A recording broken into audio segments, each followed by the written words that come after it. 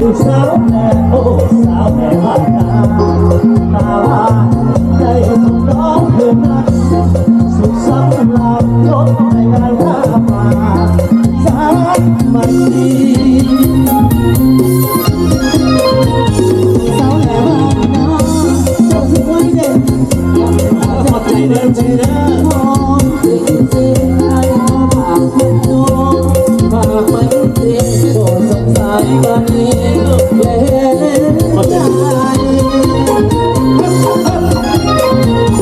่นใจจากบ้านนามาหาน้องหวังประคองความมาให้สดใสอยากให้น้องคนดีบ่เห็นใจคิดว่าอายากจนคนหวังดีโอ้ยจะหาทองไปขอแต่งถ้าดอกแม่นายพร้อมไปขอให้น้องคนดี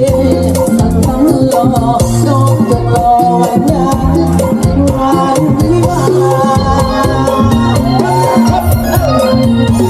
สาวแม่บ้านนาเอาไปกันเลยฮัตเตีย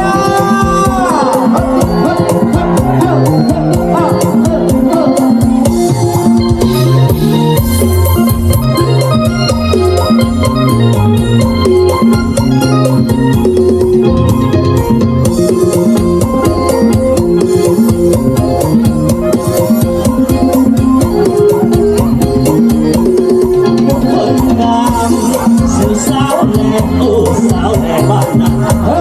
ตาว่าให้พวกน้องคืนนั้นสุดสำราญรถในงานท่าป่าสามมันดีสาวแหล่บ้านนาสวยเด่นดังถ้าฉันยังเห็นน้องเห็นสิ่งใดก็ฝากเพื่อนน้องฝากไม้ตรีโปรดสงสารตานี้เล่นใจจากบ้านนามาหาน้องหวังประคองความมาให้สดใสยันแต่น้องคนดีบ่เห็นใจเรียกว่าอายยากจนคนบ่มีจะหาเงินทองขอแต่ถ้าดอกไม้ขอไปขอน้องให้น้องคนดีสั่งตารอต้องจงรอวันนั้นวันที่